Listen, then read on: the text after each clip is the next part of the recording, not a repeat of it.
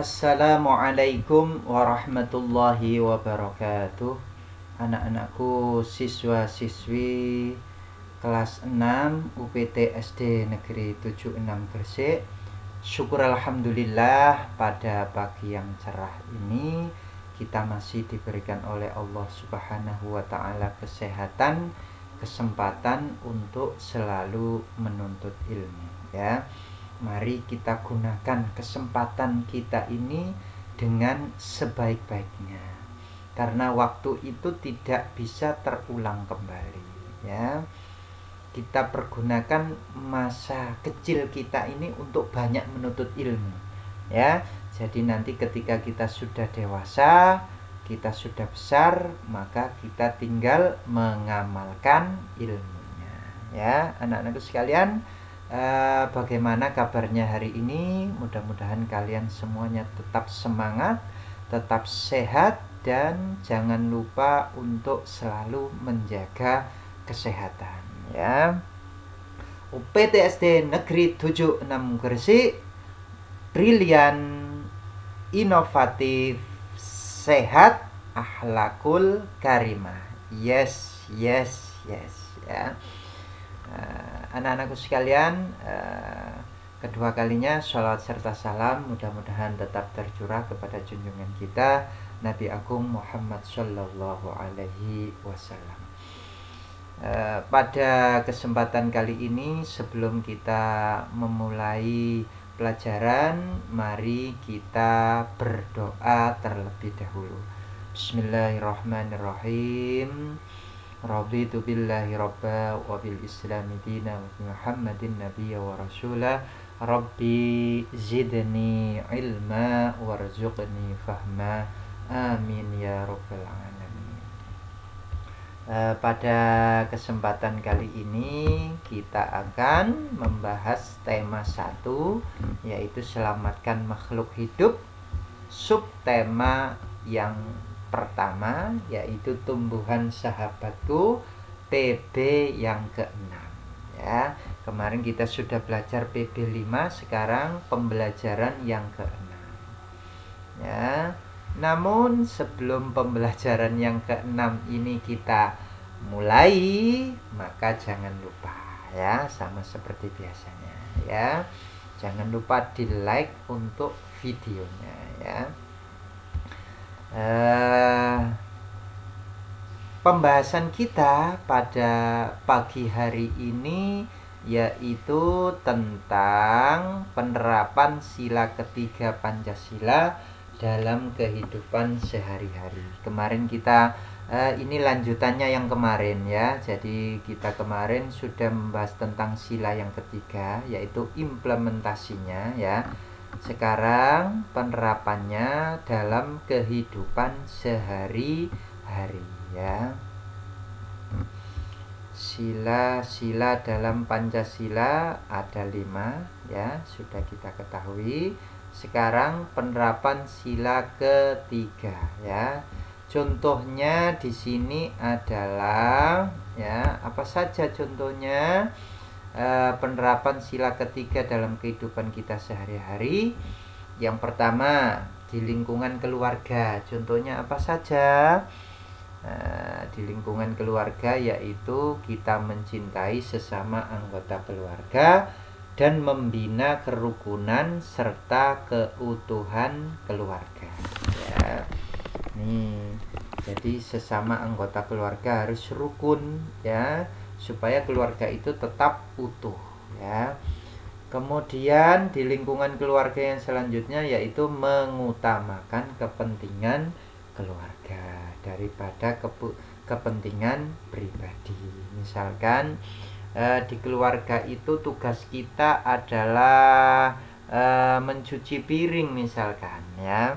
Maka bermainnya kita tinggal dulu, ya, mencuci piring terlebih dahulu. Itu namanya mengutamakan kepentingan keluarga, ya.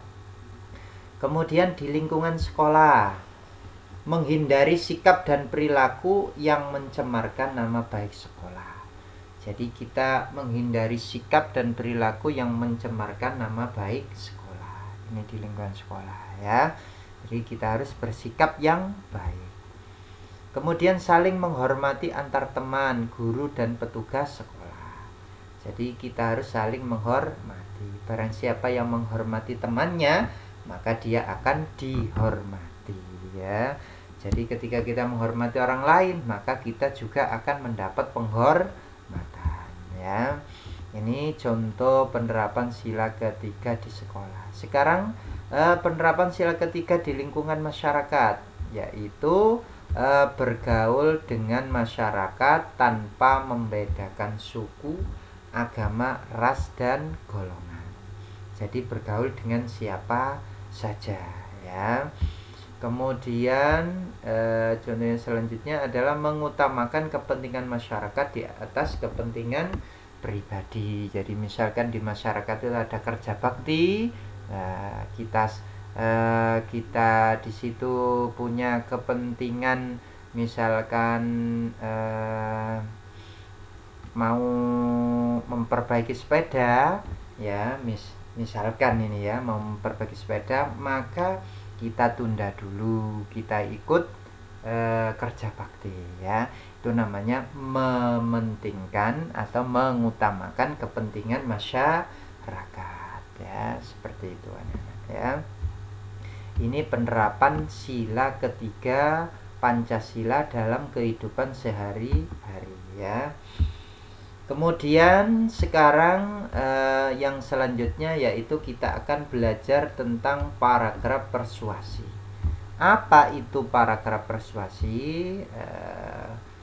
Paragraf deskripsi sudah, eksposisi sudah, sekarang kita belajar paragraf persuasi.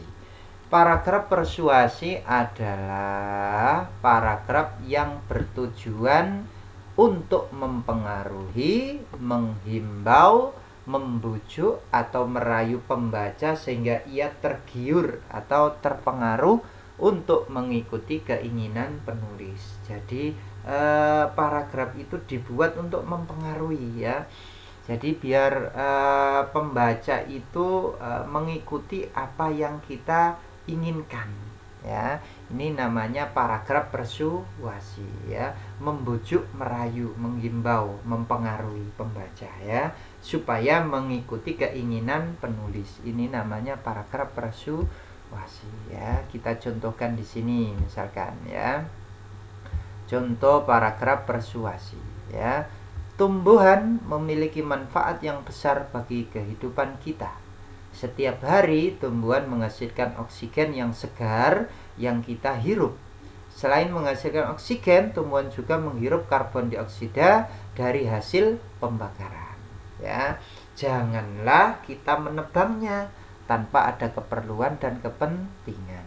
Mari kita lestarikan tumbuhan yang ada di sekitar kita. Nah, dari sini paragrafnya memang kalau kita lihat dari atas ini seolah-olah eksposisi, ya. Jadi berisi pengetahuan atau informasi. Namun kalau kita lihat di bawahnya, di sini ada kata janganlah kita menebang. Jadi pembaca itu menginginkan, mempengaruhi pembaca itu supaya tidak menebang pohon itu secara sembarangan. Kemudian mari kita lestarikan. Jadi mengajak pembaca itu untuk melestarikan tumbuhan yang ada di sekitarnya. Maka kalau ada ajakan, ada larangan di situ, maka paragraf ini disebut dengan paragraf persuasi, ya. Jadi pembaca itu dibuat tertarik atau terpengaruh dengan tulisan yang dibuat oleh penulis, ya. Ini namanya paragraf persuasi, ya. Insya Allah kalian sudah paham, ya. Jadi persuasi itu nama lainnya adalah mempengaruhi atau membujuk. Kalau deskripsi itu nama lainnya adalah menggambarkan. Kalau eksposisi, paragraf eksposisi itu nama lainnya adalah berisi pengetahuan atau informasi, ya. Itu eksposisi. Jadi kita sudah mengenal tiga paragraf, ya. Deskripsi, eksposisi, dan persuasi, ya. Mudah-mudahan bermanfaat anak-anak, ya. Wassalamualaikum warahmatullahi wabarakatuh. Bye bye.